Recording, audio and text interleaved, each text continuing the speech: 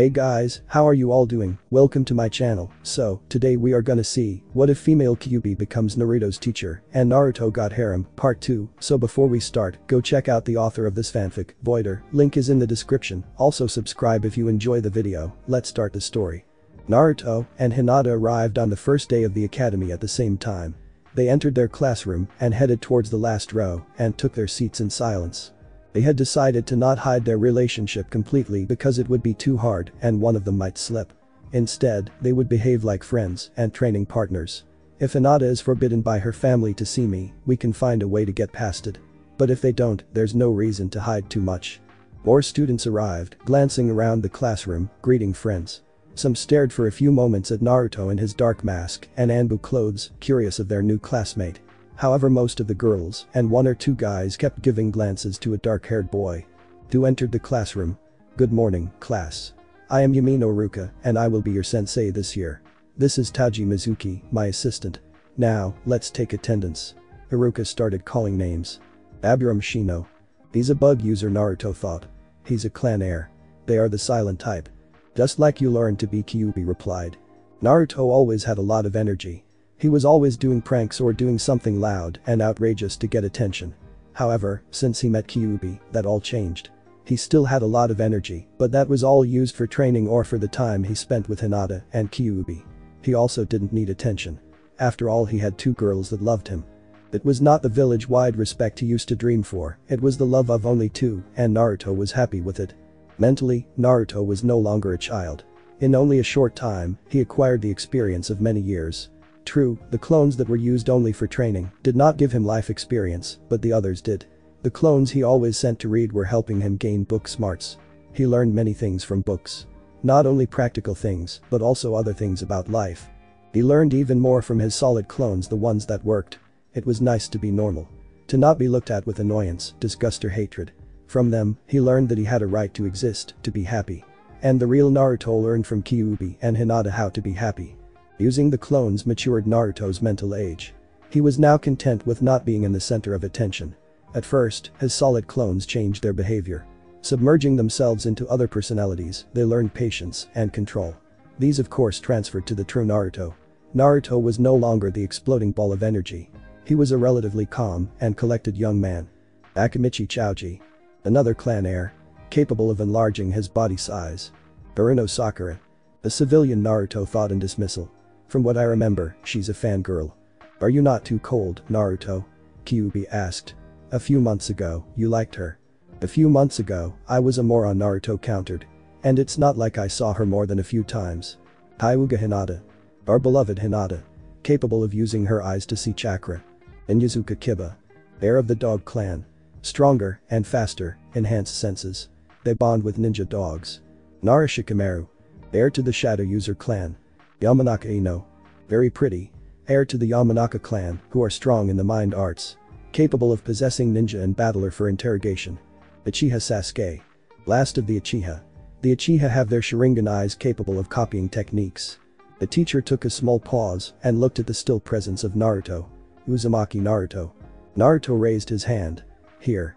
Haruka's face tightened for only a second, but Mizuki glowered at Naruto with a look full of hatred. "And eye container of the Khuubi. We should watch Mizuki. That man is dangerous," Khuubi cautioned. "What about Haruka? I think he is able to not let his emotions cloud his professional judgment."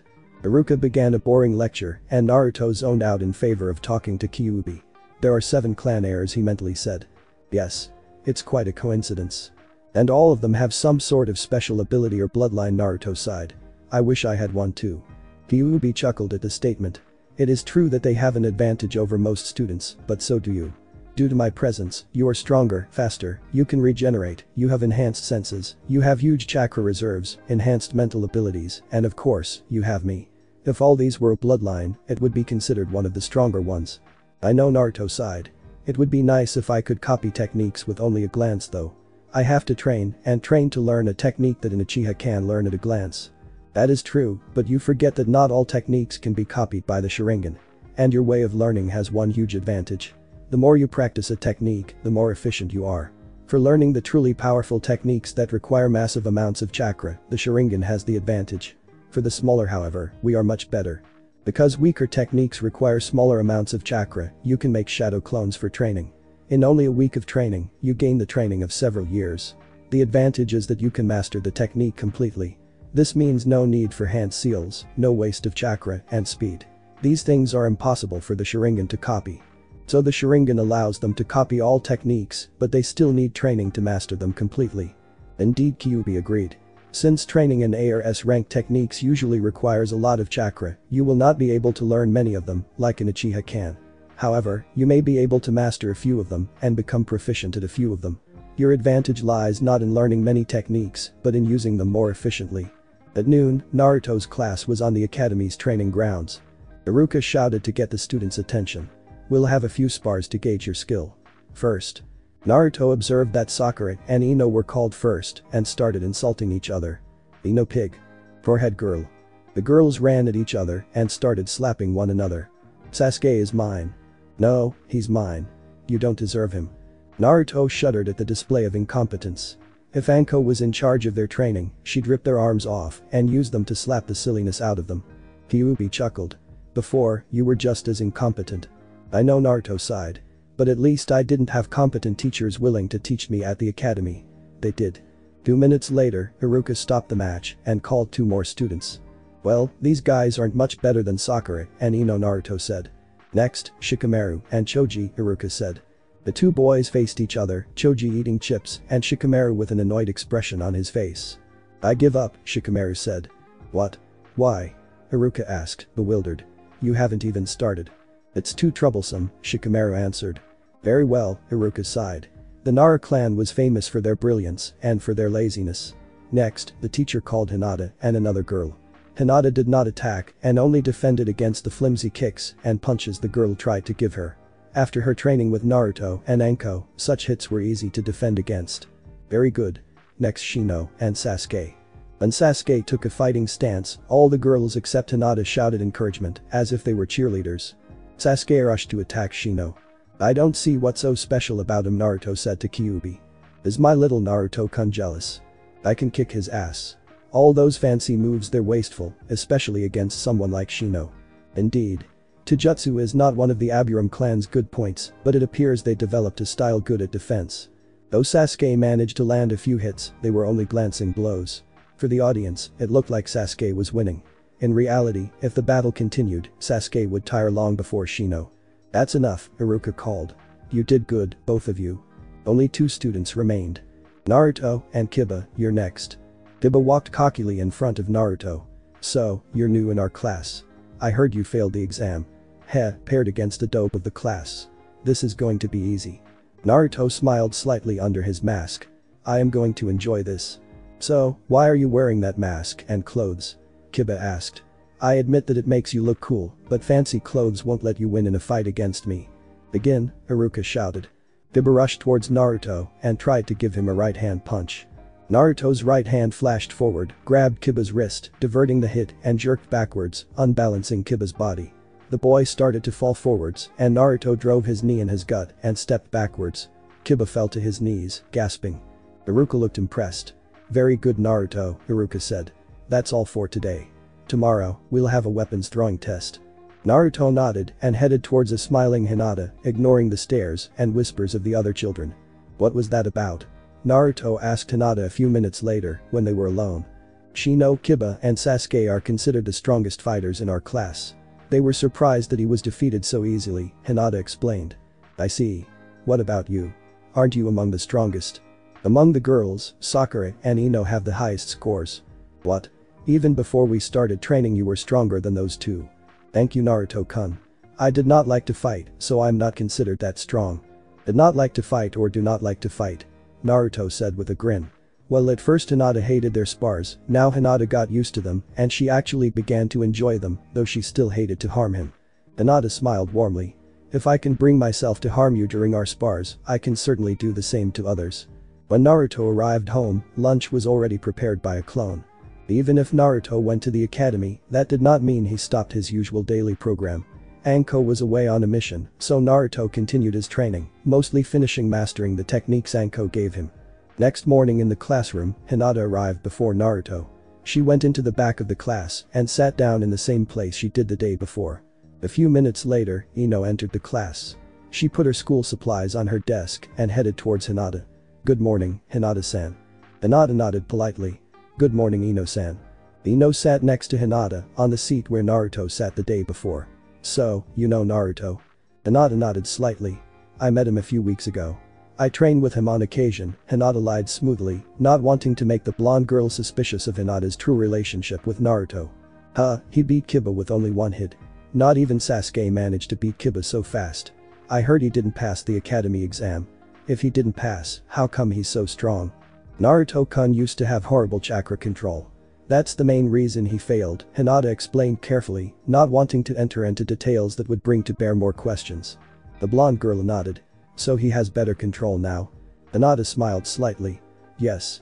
He found a sensei over the holiday and practiced a few exercises that help with chakra control." "That's nice. But if he had such poor chakra control, why didn't his teachers from last year do something?" Ino asked with a frown. Hinata's smile dropped and she sighed.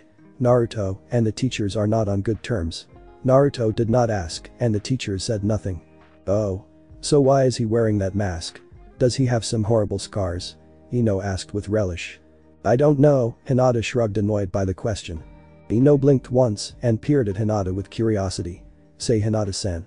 I just noticed, but since we began to talk, you haven't stuttered even once." "I managed to cure it."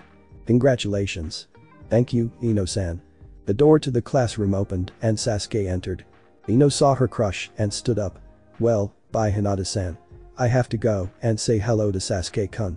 A few minutes later, Naruto entered the class and headed towards Hinata. Just before Naruto passed Kiba's seat, the boy grinned at him. "Morning, Naruto," he said. Naruto stopped and turned towards Kiba. "Morning, Kiba," he said with a nod before continuing towards his seat. Hinata looked at Naruto with a questioning look. "I thought Kiba would be upset about yesterday." "Yeah, me too." At noon, Iruka took his students outside. "Like I said yesterday, we'll do target practice today. Class line up. Shino, you're first." One by one, the students fired 8 at 8 targets. Only Sasuke and Naruto remained. Sasuke. Sasuke walked in front of the targets. He launched his weapons one after another, hitting the center of his targets without fail. "Very good, Sasuke," Iruka said approvingly. "Naruto, you're next." When Naruto and Sasuke passed each other, Sasuke gave him a superior condescending smirk. "What the hell was that?" Naruto grumbled silently. "I believe it's time to show them a bit of what you're capable of," Khuubi said. Naruto grinned under his mask and drew 8, launching them at his target simultaneously. Naruto hit his target dead center, just like Sasuke did. The training his clones performed truly gave results. Before Khuubi, he could barely hit the targets, now, he is almost as good as Tenten. "Well done, Naruto," Iruka said approvingly. "You get bonus points for throwing all at the same time. You're in first place between the boys. Sasuke is second and Shino is third. Ino is first among the girls. Hinata is second and Sakura is third." While most of the boys looked at Naruto approvingly, Sasuke and his fangirls looked quite disgruntled. Hinata finished her duel with her little sister Hanabi by incapacitating her hands with 2 precise strikes. Hinata was always stronger than people thought. In the past, due to her unwillingness to harm others and her lack of self-confidence, she usually lost most spares. However, now, she is different. Having Naruto and Khuubi changed her. In her spars with Naruto, she hurt him many times, and he hurt her as well. She came to accept this as necessary for their progress. Now, when fighting her little sister, she no longer held back as much as she did. Before, she only defended poorly. Now, she uses her lessons with Naruto and Anko. She still hated harming Hanabi, but she forced herself to do it. Even so, she always took care to injure her sister as little as she could. "That's enough," Hiashi said. "Hanabi, you can go and rest." Hanabi gave her father a small bow and her sister an unreadable look before leaving. Hinata. "Yes, father. I am glad you managed to finally begin to show your true potential. You have also grown up from your shyness."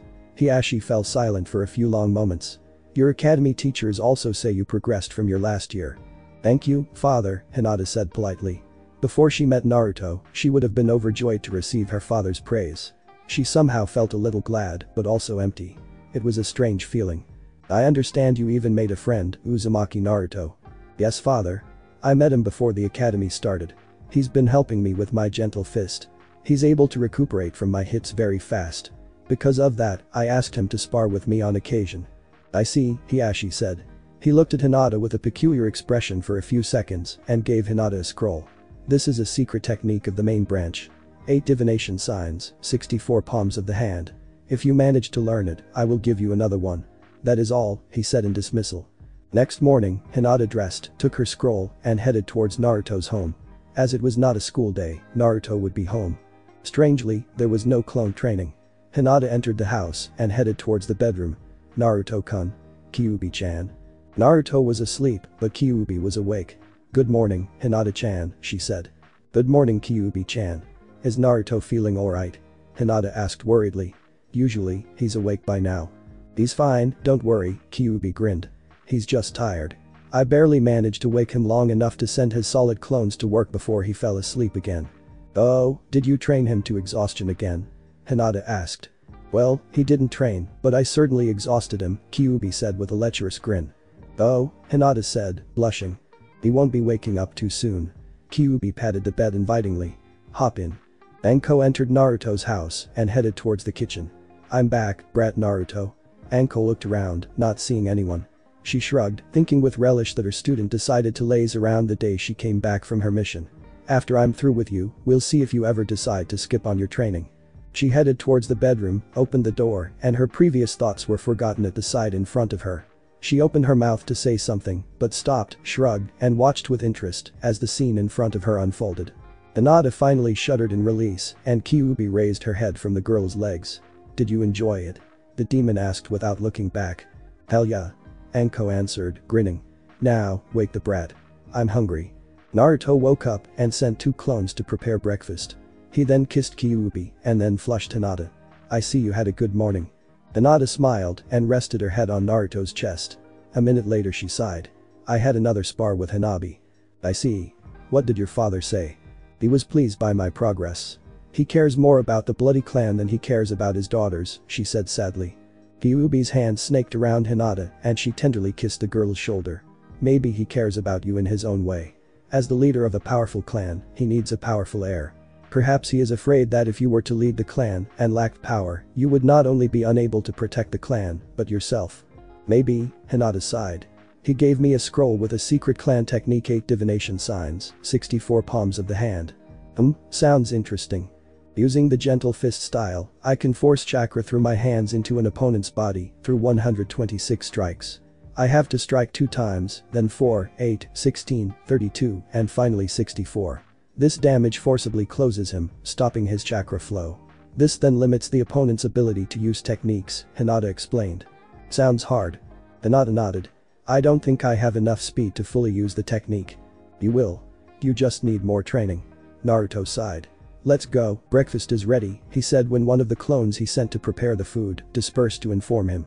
When all 4 sat at the table, Anko raised an eyebrow at Naruto. So your girlfriend really likes sharing. Hinata turned red and ducked her head. Naruto smiled, blue eyes sparkling. He was glad he was asleep when Anko arrived. He did not want to explain his red eyes, yet. It was better if Anko didn't know about that part until he could trust her fully. Yeah, are you going to tell the Hokage about this? He asked. Anko shook her head.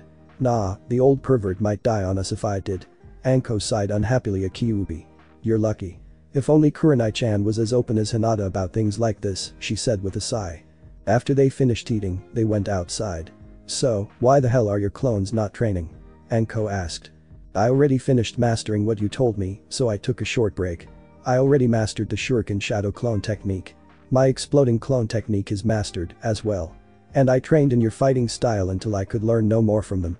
To progress further in it, I need more katas, movements or a sparring partner that's not me. I see. If we go on like this, in a few weeks your taijutsu will be as good as mine. Naruto grinned at the praise. In theory, she continued. In practice, you are not fast or strong enough. You also lack my experience. No amount of training can supplant the experience of true combat. Do you understand? At Naruto's nod, she continued. Remember that many ninja lose their life when they grow too arrogant. You might be strong for a kid your age, but a jounin or a person who knew your weakness would have little problem with you.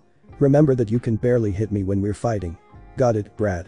Yes, Anko-sensei, Naruto nodded soberly. Good, Anko said. Now, make 500 clones, she told Naruto. Anko, too, made a shadow clone. You guys are with me, the clone said to the 500 clones. We're going to continue with Taijutsu. A few moments later, after the crowd departed, Anko continued. Naruto, I'm going to teach you another ninjutsu, the body flicker technique, a D-rank technique. The body flicker technique is a basic ninjutsu technique. It enables you to appear and disappear in an instant, allowing you to retreat or attack suddenly. You can use nearby elements like leaves to mask your appearance or disappearance. Now, can you tell me how this technique can be adapted to your fighting style? Yeah, Naruto said dreamily. The most obvious is that if my clones use this technique, they can body flicker to quickly get near an enemy and explode or do other things. Good, Anko nodded and demonstrated the technique and explained how to perform it. Now, make 500 more clones and put them to work. After the new clones departed, Anko frowned in thought. And you too. Anko-sensei, Hinata interrupted the special jounin. My father gave me a scroll on a family technique. 8 divination signs, 64 palms of the hand. Really? That's a pretty powerful technique. Anko grinned bloodthirsty at Naruto. Well, that settles it. Naruto, make 4 clones. 4 clones appeared and looked at Anko fearfully. Anko smiled innocently at Naruto. You'll be Hinata's practice dummy, since this technique needs a live target if Hinata wants to learn it fast. Okay, Naruto said dully. The 4 clones shifted uncomfortably, wondering what Anko had in store for them. What about us? One of them managed to ask. You guys will be my personal servants for today, and Khuubi's, Anko said, glancing at the demon. Yes. The clones shouted in unison and dashed towards the house. This technique is pretty hard, Anko said. Because of that, you'll stay as a defenseless target at least until Hinata begins to learn its rudiments. Got it? She asked Naruto. Defenseless target, got it, Naruto sighed. I'm sorry Naruto-kun, Hinata said and looked down. Naruto raised her chin and gave her a quick kiss. There's nothing to be sorry about. If you do, then you'll have to reward me after we finish training, okay? He said quietly. Yes Naruto-kun, she said, smiling brightly. If you are through with the touchy moment, get to work, Anko ordered. Yes, Anko-sensei. Hinata entered a fighting stance and Naruto prepared himself. 8 divination signs, 64 palms of the hand. Hinata rushed towards Naruto. 2. Only 2, Anko said, watching the failed technique. This will take a while. 15 minutes later, the 4 clones that dashed in the house returned with 2 comfy armchairs, a table, and 2 bowls of food. Anko gave Khuubi a questioning glance, but the red-haired girl shrugged. Both sat in the armchairs and sighed in pleasure as 2 clones started to rub their shoulders. Another 2 were feeding the 2 girls slices of fruit. Naruto was once again the victim of Hinata's technique. He glared balefully at the clones who were relishing their task. It certainly beats getting pummeling by Hinata. The clones smiled cheekily and continued in their task. By the end of the day, Hinata managed to complete the first level of the technique and was working on the second. You need more speed, Anko proclaimed. What do I have to do? Hinata asked. Train more, Anko said, shrugging. Naruto's class was again taken outside for another test. Naruto was thankful that it was not another written test. Those were the most boring, especially now since all the questions were too easy. Class, be quiet and line up, shouted Iruka. The children stilled themselves, wondering about what new test they had to pass. Iruka nodded in satisfaction as his students looked at him with questioning looks on their faces. Today we'll have an obstacle track. Your mission is to find Mizuki, who is in a position approximately 2 kilometers in that direction, Iruka pointed at the dense forest. Keep in mind that there are many traps between here and your objective. Iruka fell silent for a long moment. Go, he said.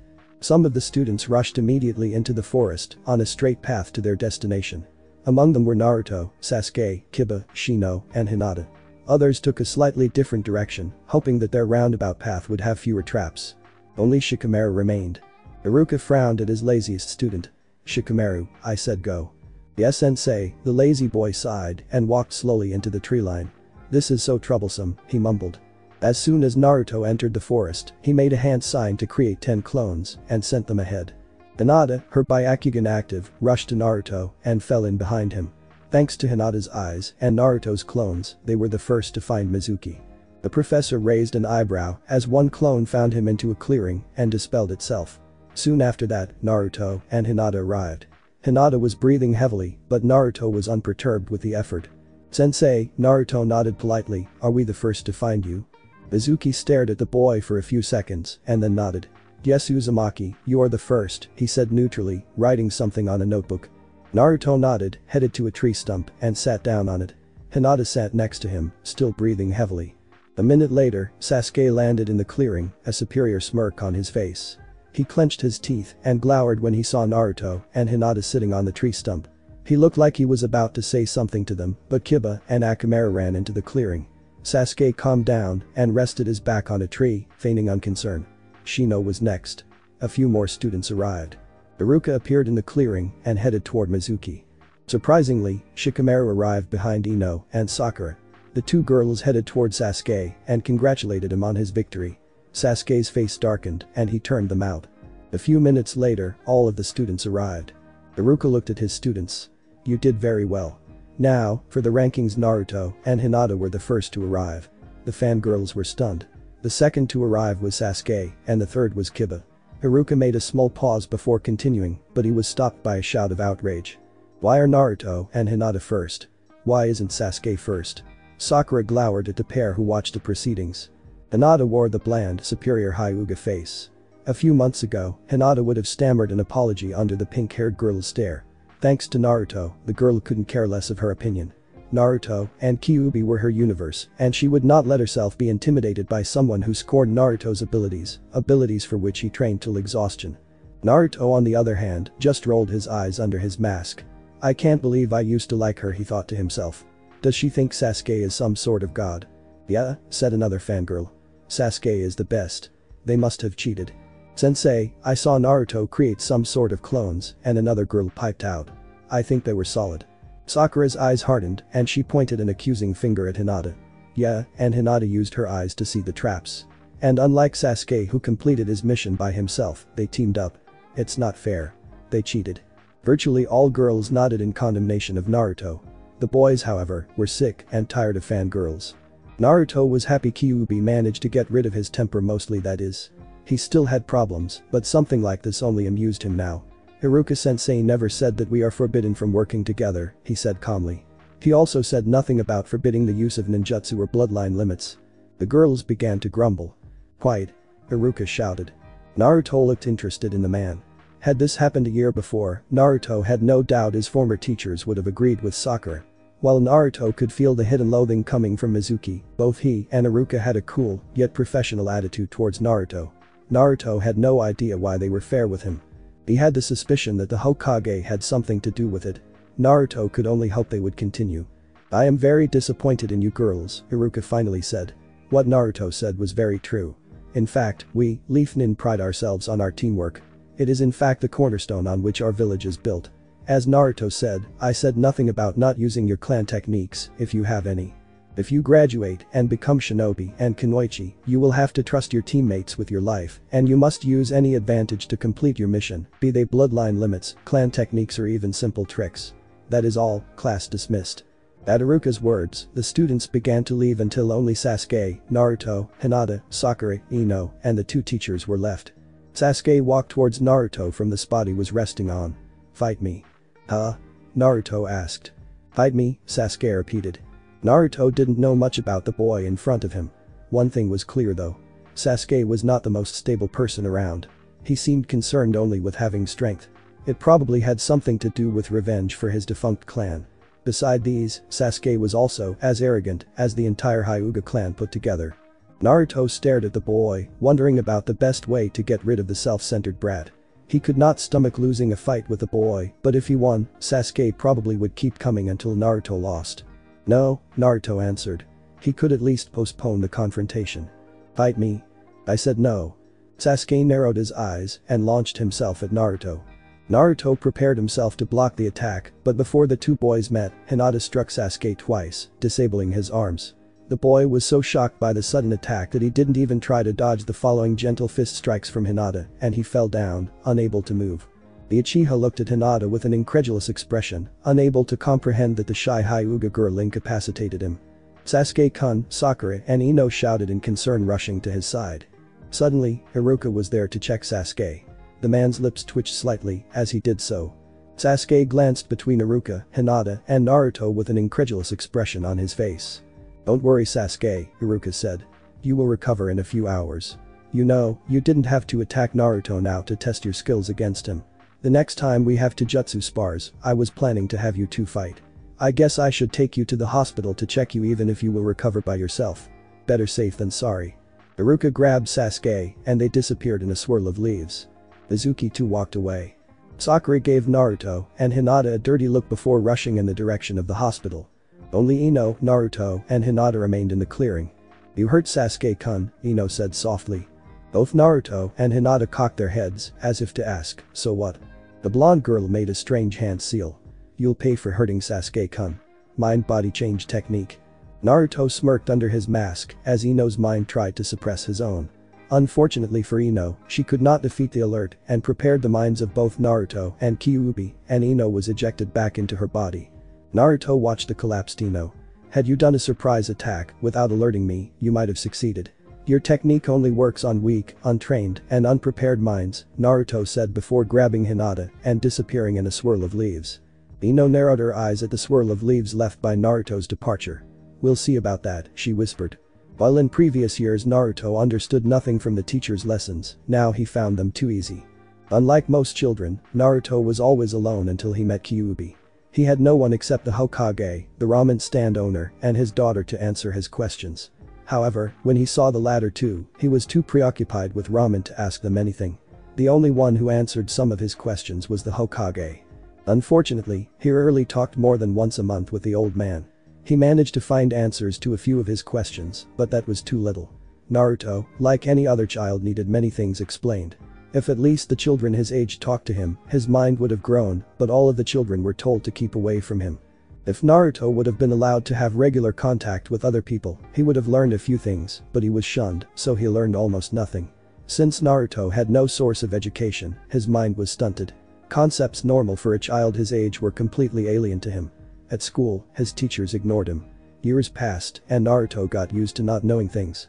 He could barely read, and he only understood things if they were slowly explained using very simple words. While he was 13, his mind was no older than the mind of a 7-year-old. Thankfully, when he met Khuubi, his deficiencies were remedied. The first books he was told to read were books for small children.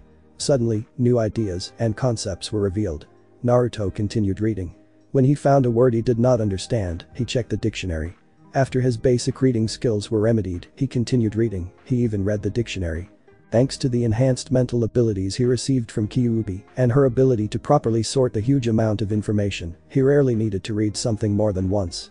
His mind grew by leaps and bounds. Another thing that helped in his mental development was the clones who worked. These social skills helped him immensely. Naruto was now the proud owner of a reasonably intelligent mind who knew more theory than some educated. While Iruka's theoretical lessons were mostly covered by Naruto's clones who studied academy and genin manuals, he still got some use from the lessons. The most helpful lessons were the practical ones. Naruto had almost no skills before meeting Khuubi. The only thing Naruto was proficient in was traps, stealth, and evasion, and he only put them to use when he was doing pranks. While Khuubi and Anko's training managed to rectify many of his deficiencies, he still had many gaps in his practical knowledge. Thanks to Iruka's fairness and Naruto's newly discovered intelligence, he was learning the things he never got to learn. One of the things Naruto was taught by both Anko and Khuubi is that shinobi must not draw attention to themselves, nor should they let their enemies know of their true skills. That of course did not mean that he should hide all of his skills, it merely meant that he should pretend to be less skilled in some areas. While things like his taijutsu and ninjutsu techniques would be found out sooner or later, that did not mean he should let slip his skill to perform some of his ninjutsu without hand seals. Having such an advantage might save him in the future, or at least give him an advantage. Another thing he decided to hide was his theoretical knowledge and his ability to learn and process large amounts of data. It would be foolish to let such an ability known. As such, he decided to answer some of the questions wrong on his written tests. After all, these tests were a matter of public record. While Naruto had no problem with Anko and the Hokage knowing about his abilities, letting others know about them would be dangerous. Another reason for hiding his skills was that the Uchiha was not the sanest person around. Khuubi did not want Naruto to steal the boy's Rookie of the Year title. If he did, the Uchiha would become even more of an annoyance with his "I'm an Uchiha, therefore I am superior" attitude. Hinata and Naruto appeared in a swirl of leaves in front of his house. They ignored the many clones that trained and entered the house to prepare lunch for 4. Half an hour later, Anko arrived ignoring both Naruto and Hinata and began wolfing down the food. Naruto summons Khuubi and they all begin to eat. Even if Khuubi could draw no nourishment from the food, she still enjoyed it. Since Naruto read so many cookbooks and had a few clones working at various restaurants across Konoha, he was a reasonable cook and his fridge and kitchen was always full. Naruto always had clones around the house, so even if Naruto was somewhere else, Anko could always tell one of his clones to prepare some food. The fact was that Anko took full advantage of Naruto's offer of feeding her in exchange for training, so she usually ate at Naruto's or at one of the locals, where one of Naruto's clones worked. While most of the girls Naruto's age ate small quantities of food, Naruto, Hinata, and Anko ate for 10 people due to their intense training program. Also, Naruto had to feed the constant stream of fox summonings. Fortunately, with all of Naruto's jobs, he had enough money. After they finished eating, Naruto told Anko about his day at the academy. "So why didn't you dodge Yamanaka's attack?" Anko asked. "Those are pretty slow. There's no way you could have not been able to dodge." "I wanted to experience it then, when Hinata was with me and Ino was alone, rather than later when I might have been alone and outnumbered," Naruto shrugged. Anko nodded at the answer thoughtfully. "Fair enough, but what if you didn't manage to overpower her mind?" Naruto shrugged. "In a way, you did the right thing," Anko sighed. "I don't think you were in any true danger and it was better to test it while you had Hinata with you. But if you'd been in true combat, then that would have been one of the stupidest things to do." Naruto winced and Anko was silent for a long moment. "Well, your growth rate is impressive, you're still acting stupid. I think it's time to have this talk, it's time for you to see how our world works," Anko grumbled. "You need to know that this world is dangerous and a small mistake can cost not only your life, but the life of your comrades. This is something my former sensei told me. He's a sociopath and a monster, but he's the greatest genius to come from Konoha, so, as loath as I admit it, I should tell you what he told me." Naruto and Hinata were surprised. Anko almost never talked about her former sensei Orochimaru. Naruto heard some things from gossip, but it was hard to separate the truth from the lies. All he knew for sure was that Anko was Orochimaru's student, that he gave her some kind of seal, and that with the exception of a select few, she was viewed as a traitor and a danger to Konoha. "This will be a long lecture, so get comfortable," Anko said. "There are 5 great shinobi nations. Each of them are usually led by an S-ranked kage. These nations are fire, wind, earth, lightning, and water. There are other villages, smaller and weaker, most of them have no S-rank nin, or if they do, they have at most 1 or 2. The Konoha for instance, has at present 3 S-rank nin. The Hokage, Jiraiya, and Tsunade. We also have 2 S-rank missing nin. Orochimaru, and Itachi. Each one of these S-rank nin is a true powerhouse. As long as they are unopposed by another S-rank nin, they can lay waste to an entire village. As an example, we have Itachi who slaughtered his clan. There are 5 ranks of ninja. Academy level, Genin, Jounin, and Kage level. Each rank is on a whole different level than the next. For example, usually, a Kage should be able to defeat a certain number of Jounin, let us say 10. A Jounin is on a different level than and is on a different level than a Genin. This usually means that lower ranks going against a higher rank is suicide. However, things are not always so cut and dried. The lower rank can have some sort of advantage. Like surprise or a team that works well. Anko paused for a moment and stared at Naruto. Or they can have a bloodline or special technique like the Yamanaka has.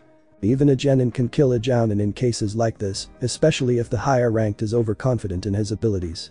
The Konoha killed many enemies like this. Overall Leaf Ninja are weaker and not as well trained as ninja from other villages. However, we have one great advantage. Konoha loves its bloodlines and clans and we pursued a policy of attracting and keeping them. In water, those who carry bloodlines were slaughtered. Wind and earth have few bloodlines. Only lightning has the same love of bloodlines, though they go about it in a different manner. Unlike Konoha who try to be as attractive to bloodline carriers, lightning is openly unscrupulous about their way of acquiring them. Anko looked at Hinata. "You should know," she told the Hyuga girl. "They tried to kidnap you for the Byakugan. Since bloodline carriers are treated like some sort of slaves in lightning, those who carry them try to stay almost as far from lightning as from water. This leaves Konoha with the highest number of bloodline carriers. This gives Konohan a great advantage. For example, any Hyuga is very strong in Taijutsu and they are excellent scouts. Inyazuka are great trackers and their bond with their nin dogs give them enhanced senses, speed, strength, stamina, and their clan techniques are very strong. The Aburam are also good scouts and trackers and their allies are very powerful. All members of these clans, even Genins, are as good at scouting and tracking as any Jounin. All of those who belong to a clan have at least one skill in which they are very good. When an enemy nin fights with a Konoha nin of the same rank, the Konoha nin, if he is part of a clan, can use those techniques. Ninjas from other villages think Konoha are weak. Unfortunately, that is half true. Konoha is the strongest village and it has grown complacent. From what you told me, most of your female classmates are brainless fangirls. The academy standard would make the other villages laugh. In a way, it's understandable. Most academy students benefit from training from their own clans. Getting back to topic, one of the greatest enemies for a ninja is overconfidence. You never know when you will come face to face with someone who has a certain advantage like a bloodline. Sooner or later, you will come face to face with someone like that. You can even be a Kage and your opponent a genin.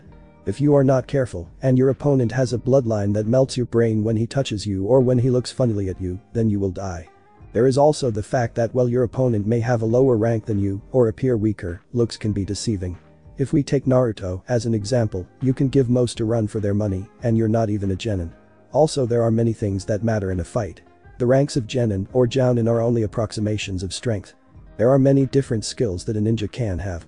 Any one of them can decide your fate in battles. While some are more important than others, none are useless. For example, your opponent is more powerful than you, but if you are good at stealth and traps, you can kill him without coming face to face. Another example. Your opponent is stronger. If you are good at infiltration and assassination, you can poison him or put a knife in his back without having to fight him. Another way. If you are good at torture and interrogation, you capture someone who knows about your opponent, a subordinate, teammate or something. You find out your opponent's weakness and use it against him. You can have the strongest ninjutsu, taijutsu, jinjutsu skills, strength, speed, and stamina, but if you are stupid and careless, you'll find yourself poisoned or stabbed in the back by some pretty lady. If you have a weakness, it will be exploited. If you have an advantage, sooner or later someone will find a way around it. Are you proficient at ninjutsu? They will engage you in taijutsu. Are you good at taijutsu? They will use jinjutsu. You are strong? They will be faster. You are fast. They will have more stamina. Do you have more chakra? They will evade until you are exhausted. You do not know how to fight a sword user. They'll come at you with swords. You are nice and like to help people. They will use that to trick you. You are inexperienced. They will find it easier to find a strategy to defeat you. Your enemies will try assassination, poison, lies, and trickery. They'll use traps and throw weapons at you. We are ninja. There is no such thing as fairness. Your enemies will always use unfair tactics against you. If you are careless, you die. Do you understand? Naruto nodded soberly. Overconfidence gets you killed. Stupidity gets you killed. Weaknesses in any area can lead to death. It is good to have an advantage in a certain area, but there is always a way to work around it. Denko nodded.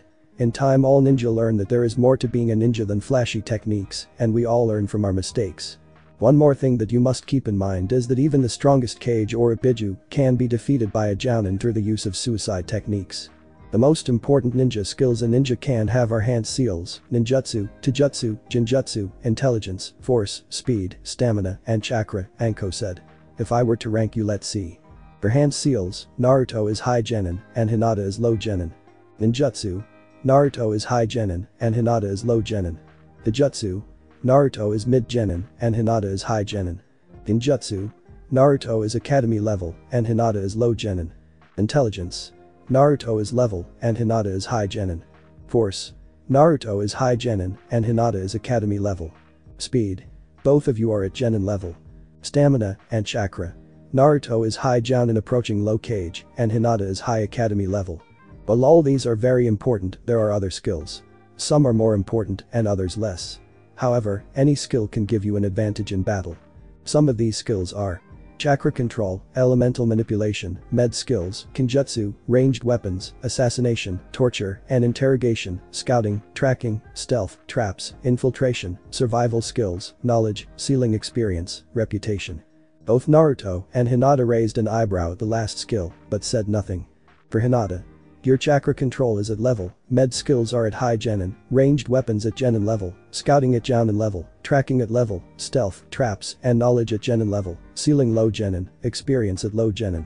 For Naruto, your chakra control and med skills are at genin level, ranged weapons at level, scouting and tracking at jounin level, stealth at high, traps at high genin, infiltration, survival skills, and knowledge at, sealing at low genin, experience at genin level thanks to me, and unfortunately, you do have a reputation. Reputation is a double-edged knife. If you have no reputation, your opponents don't know your weaknesses or your strong points. If you do have a reputation, your opponents are more likely to know information about you. Well, this is usually a bad thing, you can turn it into an advantage. For example, everybody thinks I am insane and bloodthirsty, she grinned. That means that even elite Jounin would avoid a fight with me. The Yondain was said to be so strong that at his appearance at the site of a battle, his enemies would flee. Sometimes reputation can't save you from a lot of trouble. Unfortunately, with reputation come other problems. There will always be people who will try to kill you as a way to prove their strength or gain fame.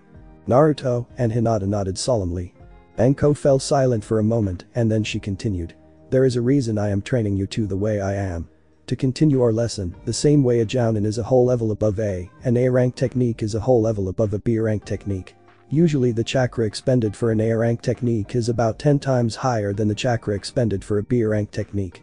Again, note what I usually do. Techniques are ranked based on a few criteria. First, it is based on chakra consumption. There are other criteria.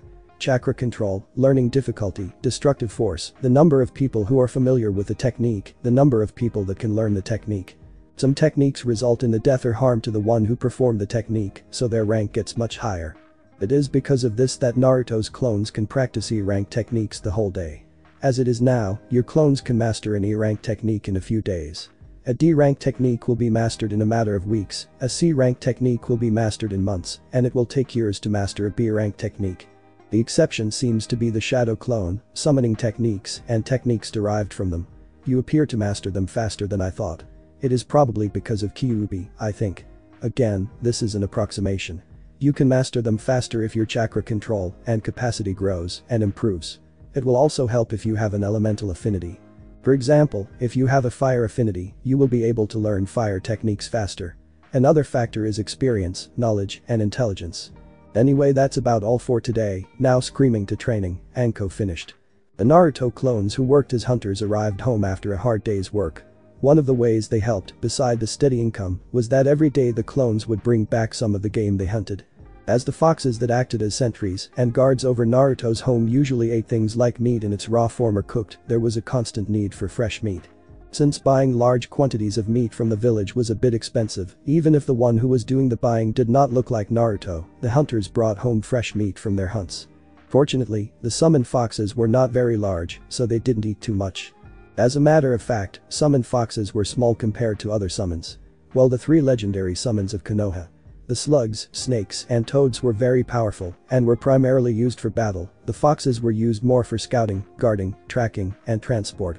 The foxes could still be used for battle, but any of the 3 legendary bosses would dwarf the fox boss not only in size, but also in strength and power. The fox greeted the hunters, and one of the clones stopped, took out a scroll, and gave it to one of his partners, and started petting the small fox. The rest of the clones entered the house, went into the kitchen, put their scrolls on a table, and dispelled themselves. In the middle of the night, a figure entered the workroom of the Yamanaka clan head. The figure approached and sat on the chair behind the desk. After a few minutes of careful searching, the figure found a scroll. She bit her finger, wiped it on the scroll, and opened it. Inside was an advanced form of the mind-body change technique, which was only taught to Jounin level Nin. The less advanced one was taught to clan members after they entered the academy and was much safer to use. Using the advanced form was dangerous for an untrained mind. Ino Yamanaka smiled and started to read it. Naruto's academy teachers took the class outside on the training ground. Today, we'll have another Taijutsu spar, Haruka announced. They called the students by pairs and had them spar against each other. Naruto ignored most of them, but watched the clan heirs' matches. The Nara boy gave up on his match. Chaoji fought against one of the civilian kids and won quickly. While the boy was not very fast, he was quite strong. Kiba and Shino got paired together. Since Aburum's weakness and Inyazuka's strength was Taijutsu, Kiba won the match. When it was time for Naruto and Sasuke's match, the dark-haired sneered at Naruto and rushed forward after Haruka gave the signal to begin. The boy was using the Uchiha clan fighting style. It required speed and agility, and Sasuke had them quite developed compared to a normal academy student. Fortunately, it was not higher than Hinata's. 3 months earlier, Sasuke would have mopped the floor with Naruto, but many things have changed since that time. First, thanks to Khuubi, similarly to an Inyazuka, his senses, speed, strength, and reaction time were much better. Second, he ate plenty of healthy food and exercised his body. And third, he now knew a good taijutsu style, and thanks to his clones, he had plenty of practice with it. Sasuke, while very strong, was not on the same level with his brother, Itachi, who became an Anbu captain at the age of 13. He also lacked the Sharingan. Without it, Sasuke was a normal, if skilled student. His fighting style was designed to take advantage of the Sharingan, and the boy didn't have it. Sasuke attacked Naruto furiously, but Naruto managed to dodge and slap all his punches and kicks aside. Since Naruto was used to sparring with Hinata, who was as fast as Sasuke and was proficient in the gentle fist, Naruto didn't find it too difficult to not get hit. Sasuke was getting frustrated by his lack of success, and with a growl, he launched a wild spinning kick at Naruto. Naruto dodged under the kick, grinning inwardly, as Sasuke lost his cool and provided him with the perfect opening. Just as Sasuke realized his mistake, Naruto dashed forward and met Sasuke's spinning torso with a blow to the ribs, followed by one to the head. Fortunately for the young Uchiha, he managed to dodge the second hit and jumped back, grimacing at the pain. Nothing was broken, but Sasuke thought that he might need a few days until he fully recovered. How? Sasuke demanded, and the girls began to mutter among themselves. Seeing that Sasuke was holding his chest in obvious pain, Iruka stopped the match and told Mizuki to take Sasuke to the infirmary. But the final glare, Sasuke left with and Iruka called the name of two girls. Naruto ignored the rest of the matches until Hinata's turn came. She was paired with Sakura. The pink-haired girl glared at Naruto, who beat the boy she loved, and Hinata, who also incapacitated Sasuke on a different occasion. When Iruka gave the signal to begin, Sakura threw herself at Hinata as if she was trying to murder her. Unfortunately for the girl who was trying to get revenge on behalf of her crush, Hinata was probably the second strongest student after Naruto and the strongest girl in class. Ino was second and Sakura was third, but they, like the rest of the girls, didn't take their shinobi career too seriously, barely trained, and ate far too little for a growing kunoichi. The result was a paralyzed Sakura. After Hinata left for the Hyuga compound for training with her father and sister, Naruto headed into the forest, still congratulating himself for defeating the Uchiha. So caught up was he into his victory that he failed to sense his attacker hidden behind a tree. Naruto collapsed to the ground when the Jounin level technique hit him. Ino saw herself stabbed after she failed her genin exam. She woke up in a sewer and saw the giant body of the Khuubi no Yoko. As her body began talking with the giant fox, she realized what happened. These were Naruto's memories and she was reliving them. He was the container for the Khuubi no Yoko. Ino watched in fascination as Naruto and Khuubi talked. She felt her guilt, the boy's guilt, her fear that she really was a monster. Surprisingly, it was Khuubi that shook her from the depressing thoughts. She made a pact with the demon. She woke up, found herself in a hospital, and she talked with the old man, the Hokage. Part of her felt betrayed that he didn't take better care of her. Another part still cared for the only person who showed her any affection. With the help of Khuubi, she managed to convince the old man to give her a better house. There, Khuubi taught her how to make shadow clones. She told her how to buy things without getting robbed and receiving low-quality goods. She began to learn, at first, how to read, then how to control her chakra. She made solid clones who learned and worked. She trained. She saw her hands glowing with pink light as they caressed Hinata's back. She gave Khuubi the same massage and they made love. She was so happy when she was held in her embrace, the first embrace she ever had, when she kissed the red-haired demon, washing away years of loneliness.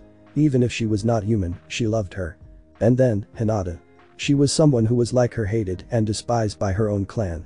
She felt and saw their first time together, her flushed body under her own. How she called her name between moans. How she vowed to protect Hinata, the second person she truly loved. She relived the time spent together with the two people that quickly became the center of her universe. She convinced Anko, who was hated by the village for being Orochimaru's apprentice, to train them. She felt close to the special Jounin due to their common backgrounds. She was happy that she now had another person she cared for and returned her feelings. Then, Ino Yamanaka opened her eyes into complete darkness. The girl heard a sound behind her and she turned around to see Khuubi in her human form. "Khuubi," she whispered. The first impulse she had was to run at her and kiss her. She fought it and quashed the alien feelings. I am not Naruto, she thought. I am Ino. I don't love Khuubi. I don't love Hinata. I love Sasuke. Ino, Khuubi purred. Ino brought her hands together to dispel the technique. I'm going to tell the Hokage, she said. He already knows, Khuubi said quickly. Ino narrowed her eyes. You're lying. No, I'm not. Look, Khuubi said. Ino blinked as she saw and felt the memory of the meeting between Khuubi and the Hokage. It doesn't matter, Ino shook her head and narrowed her eyes. Does he know about Hinata? Enko knows. So he doesn't, Ino said with narrowed eyes. I do not know if she told him, but Khuubi shrugged. I don't see what's wrong about it. Well, for starters, they're minors. Khuubi raised a delicate eyebrow and chuckled softly. From my point of view, all humans are minors compared to me. 13, 23 or 103 years, that's still eons younger than I am. To demons, physical age means little. You're still corrupting them, Ino snarled. You're taking advantage of them. Khuubi cocked her head in question. What do you mean? I'm not stupid, Ino sneered. You think I don't realize what you're trying to accomplish? You're trying to turn them away from the village, making them love you more than Konoha. I've seen enough of Naruto's memories to realize you're slowly trying to convince him and Hinata to stop caring about the village. You're trying to make them care more about you than Konoha by taking advantage of their loneliness. At the accusation, Khuubi simply nodded. You admit it? Ino said incredulously. Of course. Why shouldn't I? Why shouldn't you? You're trying to make them betray the village. No, I'm not. You just admitted it, Ino said hotly. You can't deny it now. I am teaching them that loyalty and love is earned. As long as the village treats them fairly, they will not betray them, Khuubi said with an amused quirk of her lips. Whatever, Ino said. I don't understand why Naruto trusts you, a demon. Anyway, I'm leaving, and after this I'll go straight to the Hokage. Did you not come here for a reason, Yamanaka? What you've seen so far is only the tip. Look deeper. Ino blinked, and she saw a woman feeding her strange-tasting milk. More such scenes replayed in front of her eyes. She felt sick when she drank the strange milk. She really wanted better milk, but she was hungry. Sometimes the strange-tasting milk was the only thing she was given. That was poisoned, Khuubi said after Ino got out of the memory. I had to not only neutralize the poison, but heal the ravages of hunger. A normal child would have been long dead. He was not even given enough food for a normal child. Demon vessels need more food than normal humans, but Ino flashed through many memories where she did not have enough food. And food was not the only thing Naruto lacked, Khuubi said. More memories came. She got thrown out of the orphanage, but old man Hokage gave her a small apartment and a monthly allowance. Unfortunately, most shopkeepers wouldn't even allow her to enter their stores. Some of them enjoyed selling Naruto bad or rotten food, faulty equipment, and growling Khuubi. On top of that, they charged him with premium prices. No, Ino shook her head. They can't be all like that. I remember going to some of those stores, they were so nice with me, but… Khuubi nodded grudgingly. Not all villagers were like this. The truth is that Naruto was mostly protected from direct violence by the Hokage. He wanted Naruto to have a normal life. Unfortunately, others had different plans. Children were told to stay away from Naruto. She wanted to play with other children, but they never wanted to play with her. Some of the children enjoyed bullying her, and the only thing adults ever did was to tell them to stay away from her. Ino got out of the memories and thought back on something that happened years before. Some boys made fun of Sakura's forehead, and Naruto cheered her up. When Naruto and Sakura parted ways, they looked like they would be good friends. But the next time she saw them, Sakura was very cool towards the boy. Ino thought at that time that they got into a fight. When she asked her parents about it, they told her to stay away from Naruto. Yes, Khuubi said, following Ino's thoughts. That hurt Naruto a lot. He thought he made a friend. She blinked away tears when Sakura told her they could not be friends. Why? Mumbled Ino.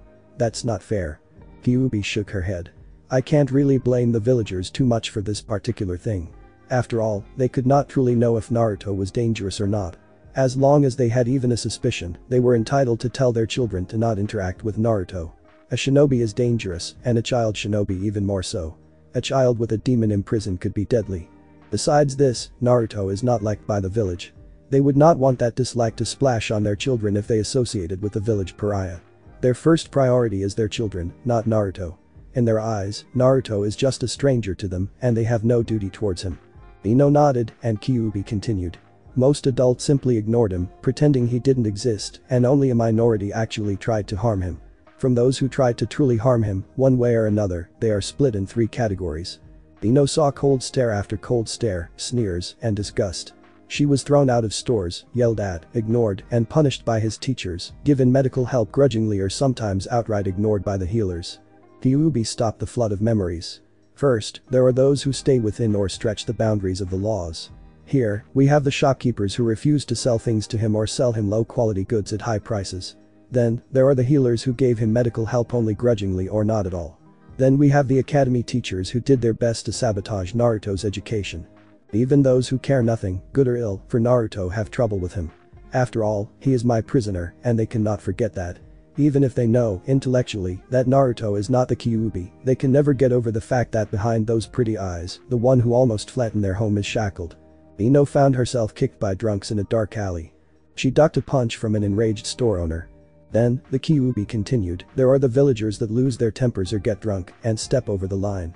Usually, things don't go too far and Shinobi or Anbu come to save him.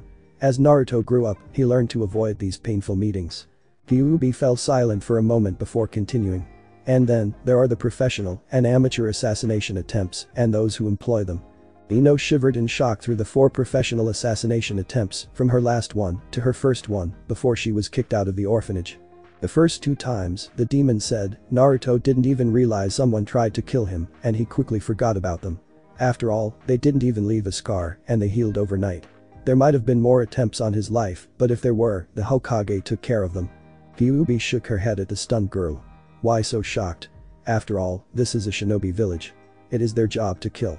Anyone can hire someone to kill anyone, as long as the pay is good. Some don't even need to pay. Some are clan leaders or are part of the village council who have Jounin at their beck and call. No, Ino protested, the Hokage. And do only so much, Khuubi interrupted. Yes, he is the leader of the village. Theoretically, he is the absolute ruler of the village. But you can't be so naive to think that anything he wants will happen. Look at Naruto. The third made a law not only to protect Naruto, but also to allow him to have a happy childhood. Did that happen? No, Ino whispered. That is because in Konoha, the Hokage needs the support of the shinobi and civilian population for the village to run smoothly.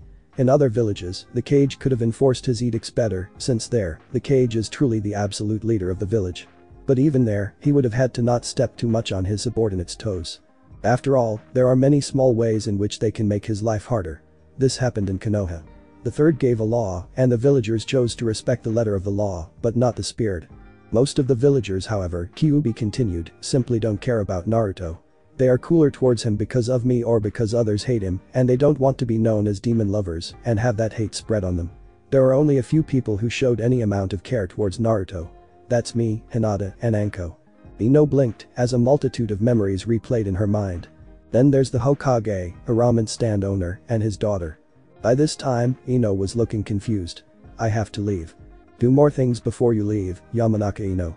Remember that you are not allowed to tell about me to those who do not know it, not even to Sasuke Uchiha. It is S-class secret. Also an advice. You saw Naruto's mind, perhaps you should see the Uchiha's memories as well. You should see the mind of the one you think you love. Goodbye Ino. Khuubi grinned after Ino disappeared. She was just as surprised as Naruto by the attack and she failed to properly defend Naruto's mind. By the time she realized what was happening, the Mind Walker had already viewed too much of Naruto's memories. Since she doubted Naruto would be pleased if she killed the Mind Walker, Khuubi was quite upset. Fortunately, she realized that while the Mind Walker found some information she'd rather not be known, it was nothing that would endanger Naruto too much. The only potential problem was her intimate relationship with Naruto and Hinata. Still, while it might put Hinata in an uncomfortable position, it was nothing that would endanger them. Even more fortunate was the identity of the Mind Walker, it was Yamanaka Ino. The problem with entering another's mind is that the Mind Walker's mind must be stronger and better trained than the mind of their victims or patients. There is a reason for that. When a Mind Walker enters a mind, he doesn't view memories like a movie. He lives them senses and emotions, everything. If the Mind Walker's mind is not strong enough, he risks immersing too much in the memories, sympathizing too much with the mind he walks in. One could become so entrenched in them that he would acquire things from the mind they are probing. If unprepared and untrained, one might even become a serial murderer who enjoys slicing people to pieces. Or they could become in love with the love interest of the ones they are probing. Those who are experienced enough can realize when a mind is too strong for them and retreat before their personality is changed too much. They can also shield themselves to a certain extent based on their skill and the skill of the one they are probing. But Ino Yamanaka was not experienced enough to realize that Khuubi laid a trap for her when she continued to show her memories of Naruto. Besides those, using the connection Ino established, she enforced and pushed Naruto's feelings deep into Ino's mind. Unfortunately, such an occurrence might be the first and last one. It was unlikely that another untrained Mind Walker would wander into Naruto's mind. Khuubi grinned to herself. Soon, you will be ours, little Mind Walker. With that, Ino entered back into her own body which had collapsed behind a tree. Naruto stood up and with a quick glance towards her, he disappeared in a swirl of leaves. Hinata, Hiashi stated when Hinata entered the main family dojo. Hinata walked next to her sister, Hanabi. Father, she replied in a quiet soft voice, but without any hint of nervousness. The Hyuga clan head was surprised by the change his older daughter went through. Only 2 months earlier, Hinata would have stammered and looked down in a similar situation. Hinata was always a quiet, shy girl, just like her mother. His older daughter suffered even more than him from her death. He knew that she needed something to replace the emotional support her mother offered, but he couldn't be that. He was the clan head first and foremost. If the girl couldn't get over her weakness on her own, then she wasn't fit to replace him as the next clan head. It was better to test her now while she was still young and her mistakes would harm only her than to let her assume his duties and fail the clan. Before she began training with the Jinchuriki child, she barely kept pace with Hanabi in their spars. Even if Hinata was 4 years older, she usually lost their fights. It was not that she was so much weaker than her younger sister. He was the Hyuga head, and his eyes could see that the girl did not lack the capacity to fight, but the will. She was simply unwilling to harm others, especially her younger sister. She was too much like her mother. But after she began to train with Uzumaki Naruto, she changed. Instead of stammering, she talked in a quiet, soft, but at the same time, firm voice. Well, before she kept her head bowed, with her eyes to the ground and her shoulders hunched, she now held her back and head straight. It still wasn't the Hyuga noble posture, but it was far better than the submissive posture she used to have. But the greatest change was her behavior. Hiashi remembered the almost pathetic desire to please him, her inability to cause bodily or mental harm, and her low self-esteem. Now, that desire to please him was non-existent. He could read little from her expression. She was almost apathetic and uncaring in his presence or the presence of the clan. Only when she left for the academy or someone was talking about Naruto could he see the happiness hidden beneath her placid exterior. Hiashi gave the signal for his daughters to begin, and they exploded in motion, gentle fist strikes thrown, and parried. Hiashi noted absent-mindedly that Hinata had improved again. Thanks to her better form and her willingness to actually cause a little harm to her opponent, she was clearly winning. The man noticed that while Hinata was willing to harm Hanabi, she still preferred to minimize the damage and the pain. Instead of taking advantage of one of Hanabi's openings and striking a disabling and painful hit to her torso, Hinata hit the shoulder instead, disabling her right hand. Moments later, Hanabi, with only one of her arms able to protect her, was defeated and Hiashi called the end of the match. After Hiashi dismissed Hanabi, he looked at the winner of the match. "I am pleased with your progress, Hinata." "Thank you, father," Hinata replied simply. Hiashi felt a little sad that his once shy, smiling girl was not smiling at the compliment. But for the good of the clan, he thought, it is better for Hinata to master her emotions. Had she not, the risk of her getting herself killed, or worse harming the clan through her actions or inactions, would have been too great. "I understand you incapacitated the last Uchiha 3 days ago." "Yes, father," he attacked Naruto-kun without provocation. Hiashi wondered about the Jinchuriki. He had not seen the boy in the last 4 months and was slightly curious about his change. The talk was that the moron was gone. He apparently got rid of his horrible orange clothes and stopped his pranks and goofing around. From what he understood, he now wore black clothes similar to the ones Anbu have and a white blank mask. He did not know what prompted the change, but whatever it was, he was sure it might not be so good for the village or the boy. Hiashi prided himself on his level head, so he doubted the boy was the Khuubi like many believed. From the way the boy used to constantly declare he would become the Hokage, he was certain the boy had no nefarious plans for Konoha. His eyes told him that much. But that was in the past, with a simple-minded boy who had a desperate craving for the recognition of the villagers. Hiashi doubted the boy would ever fulfill his dream, especially now. While a grinning blonde idiot who continued to try to please the villagers and gain their love and respect endlessly might have a good chance to ultimately change their hearts, or at least the hearts of the younger generation, this new Naruto was another matter altogether. From what little he knew, this new Naruto was almost antisocial with most people, though quite polite. He stopped trying to impress the people around him, and judging from his academy performances, he appeared to not only be capable of taking care of himself, but willing as well.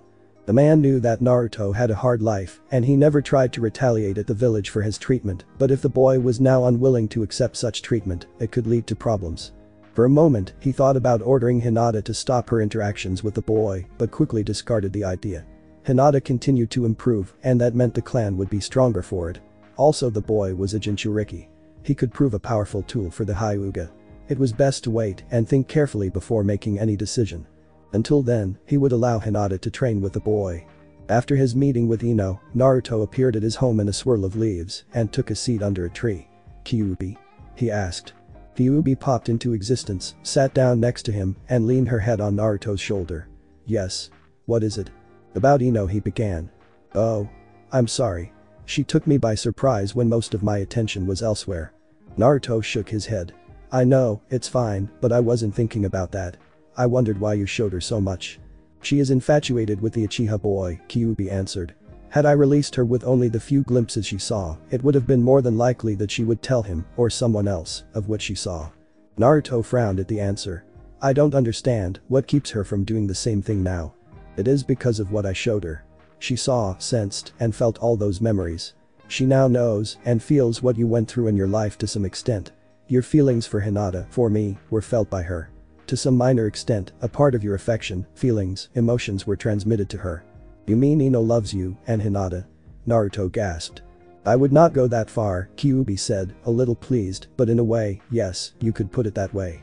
You mean, Naruto's voice trembled, you brainwashed her? In a way, it could be considered that. Khuubi, I told you I don't want to harm the villagers. I didn't hurt her, Naruto, Khuubi sighed. And you didn't let me finish. Sorry, Naruto chastised. What I was going to say was that it was brainwashing in a small, minor way only. For example, you do not like the Hyuga because of the way they are behaving towards Hinata. Did Hinata brainwash you? Of course not. But she told you things, the same way I showed Ino things. The only difference is that the exchange of data between us and Ino was deeper. If instead of telling us of her home life, Hinata showed us her memories, would it be brainwashing? For true brainwashing to occur, the mind, personality, must be, more or less, destroyed. Oh. Ino will be friendlier with you, Khuubi said. You sound pleased, Naruto said suspiciously. Of course, Khuubi replied. Why? You don't like the village or the villagers. I like Hinata, Anko, and you, Khuubi pointed out. Naruto nodded. But you don't like the rest, you tolerate them. Indeed. So, why do you want to be friends with her? Well, she's really hot, Khuubi purred. Just imagine her naked. The demon began sending Naruto perverted images. Not now, Khuubi, Naruto groaned. Anko will be here soon, and she'll hurt me if I'm distracted. You're right, she sighed. Go, and train. Anko is going to punish you again if you slack off. Naruto rose to his feet. That was your fault, Naruto grumbled. You kept me awake all night. Oh? I didn't hear you complain. Naruto walked away, muttering about perverted kitsune, and Khuubi sighed in relief. She had promised Naruto to never lie to him, and she always kept her word. Fortunately, Naruto was foiled from continuing with his questions. She did not think Naruto was ready for the full truth. As a demon lord, she possessed a massive intellect. It was a trait common to her kind. The irony was that the humans believed the opposite. They thought demons were some kind of animal, only somewhat smarter. They thought her kind was aggressive, evil, insane, and stupid. They thought demons were bloodthirsty monsters that had no better things to do than slaughter humans and destroy their civilizations. It was of course a somewhat narrow view, born of their ignorance. It was practically impossible for an immortal being like her to live for eons without accumulating knowledge. It was true that from a human point of view, some of the demons were so different that they lacked many traits that humans gauge intelligence with. But this different alien intelligence did not make them stupid, only different. Also, sometimes when humans thought they were interacting with a demon, it was only a small fragment of their mind. Due to their immortality, they sometimes hibernate. Sometimes, demons shut down most of their mental abilities due to injuries or other reasons, leaving them with only shells of their true selves. Of course, some of her kin really were nothing more than stupid animals. Some of them were really as aggressive and insane as the humans thought. Demons also have a different ethic system. Many think that humans are inferior to them like humans think animals are. For them, killing a human is the same as a human stepping on an ant. Had she not interacted with Naruto, his life would have been much different. Usually, when a demon was sealed into a Jinchuriki, they like to amuse themselves by giving them a hard time.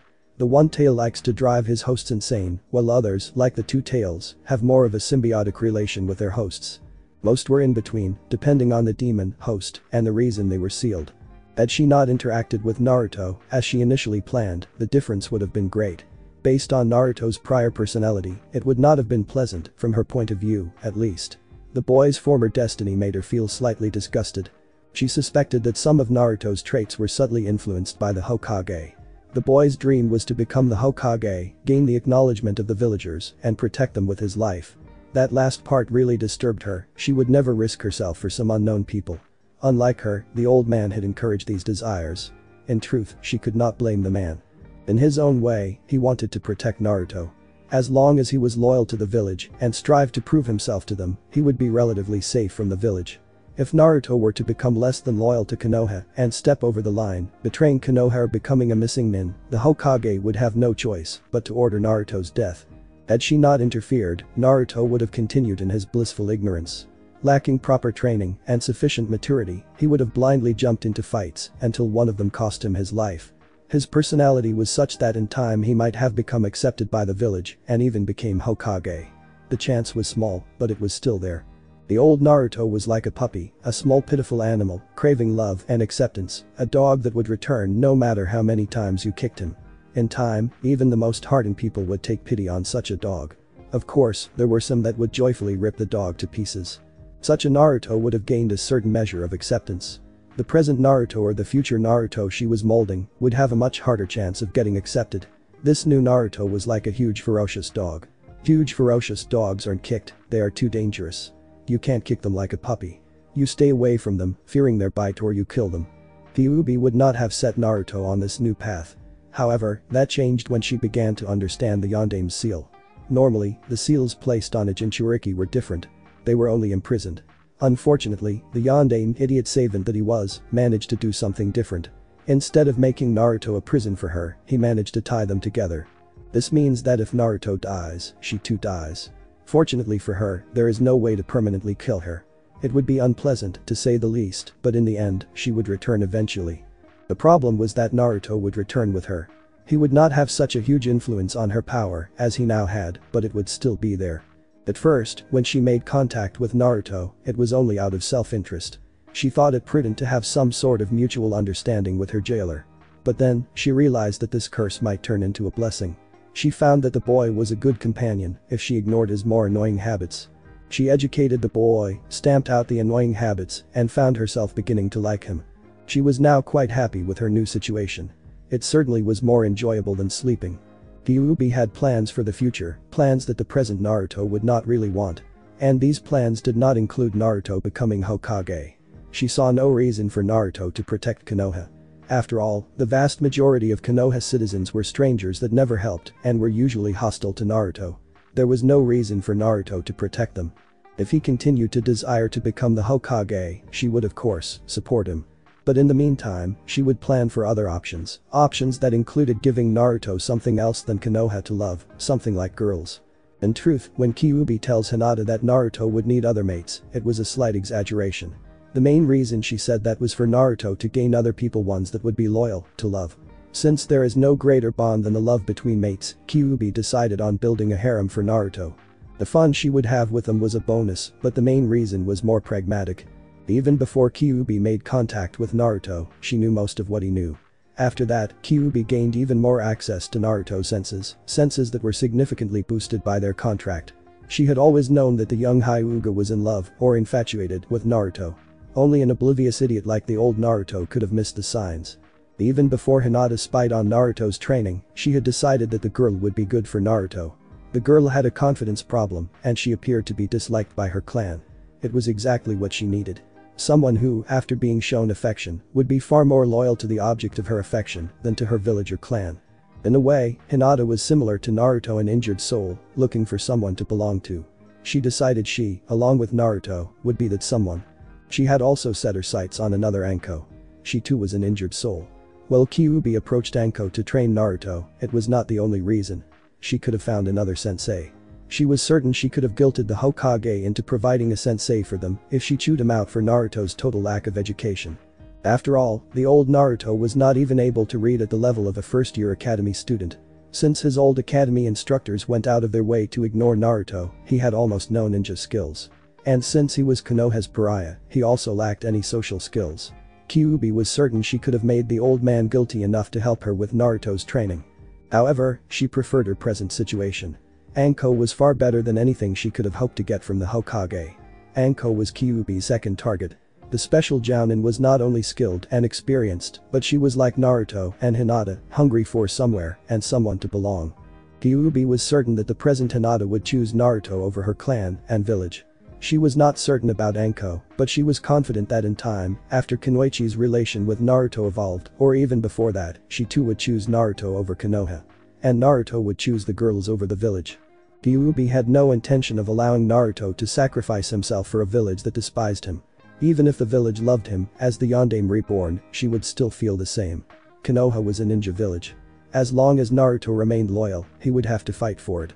In the end, he would eventually die in one of their many wars. Khuubi had no intention of allowing this. The old Naruto would have gladly sacrificed himself for Konoha, hoping to purchase a small measure of respect for his life. She obviously abhorred this idea, so she decided to search for a reason to live. He would live because if he died, Khuubi also died. She would get over it, but that didn't mean she wouldn't do almost anything to avoid or delay it. He would live for Hinata because the girl would probably kill herself if he died. She would probably kamikaze herself. He would live for his future mates. They would live for each other. The best way to stay alive is to have a reason for it. She had chosen in Hinata and Anko too skilled but lonely Kunoichi. Their past sorrow was the link that brought them together. People like them would persevere. They would protect and stay loyal to each other. One day, they would have to choose between themselves and Konoha. Khuubi promised to herself that they would choose her new family. After all, it was the best fun she had in ages.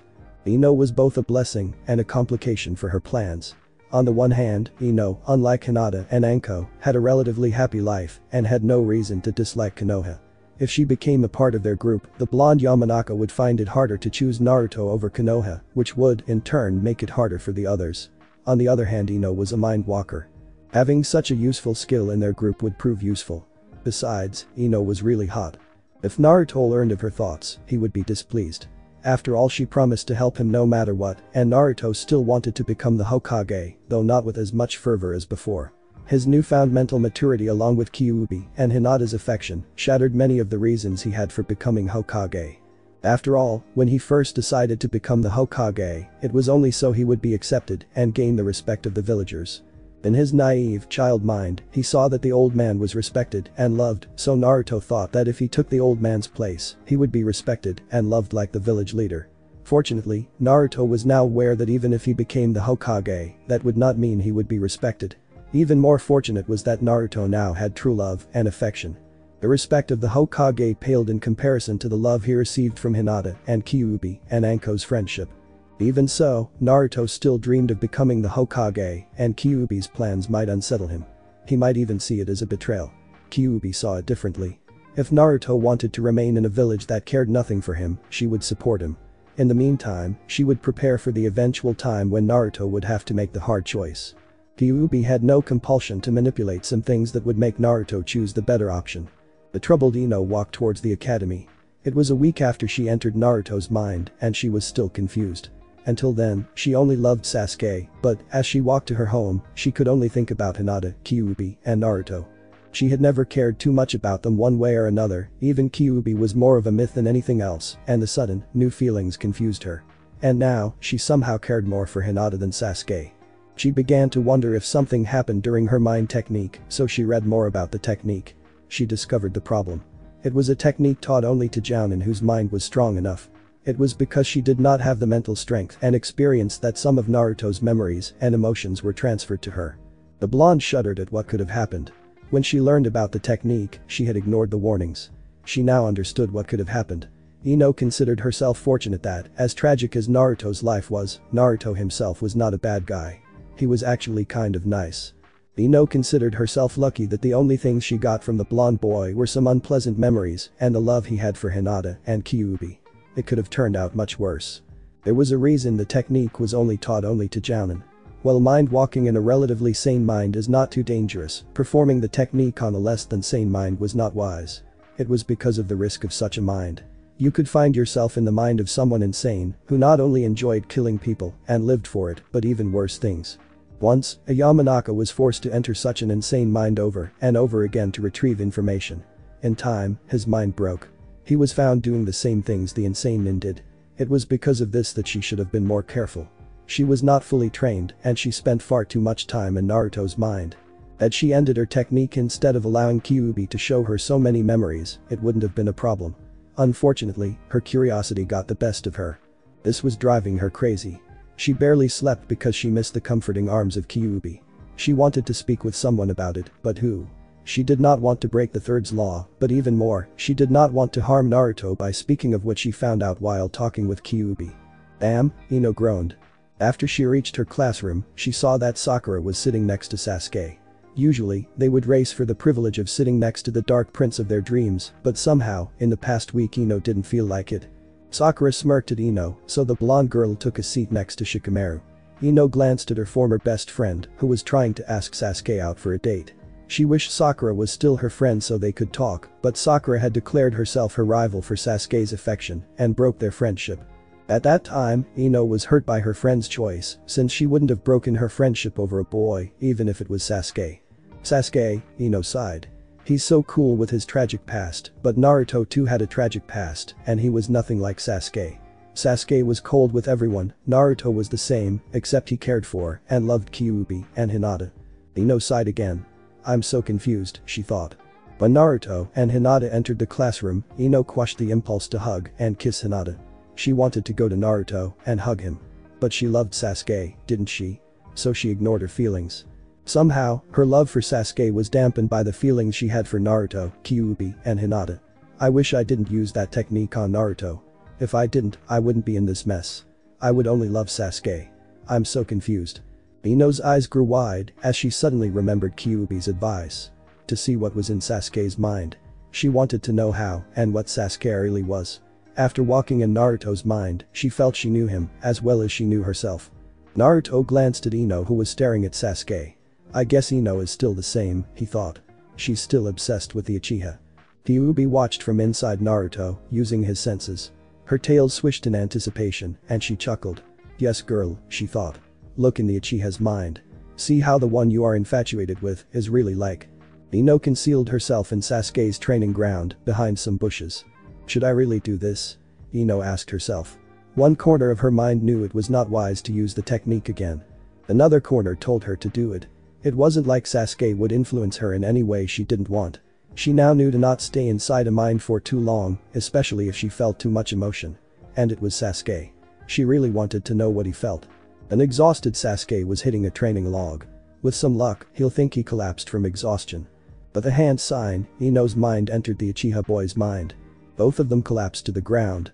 Ino walked toward the Uchiha district. She saw dead bodies.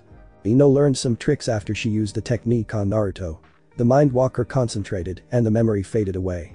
While she was curious to see what happened, she was not foolish enough to relive the massacre. Ino let go and slipped in another memory. Itachi was about to kill her mother. Again, Ino dispelled the memory.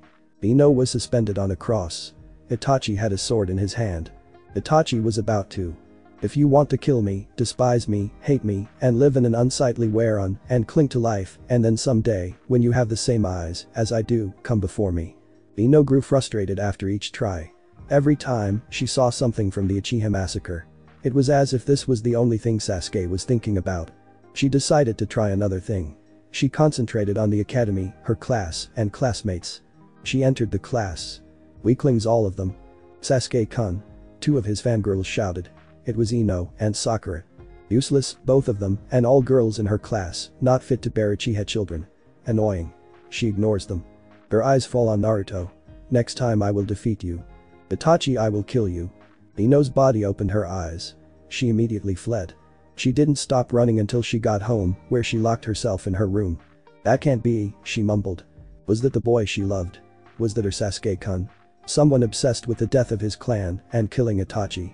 Every time she viewed a random memory, it had something to do with Itachi. Everything paled to his hate, rage, loathing. He cared nothing for anyone. She was nothing. His mind was so dark. Even Khuubi felt somewhat comforting. She was useless. Naruto's mind was nicer. Weakling. She wanted a hug.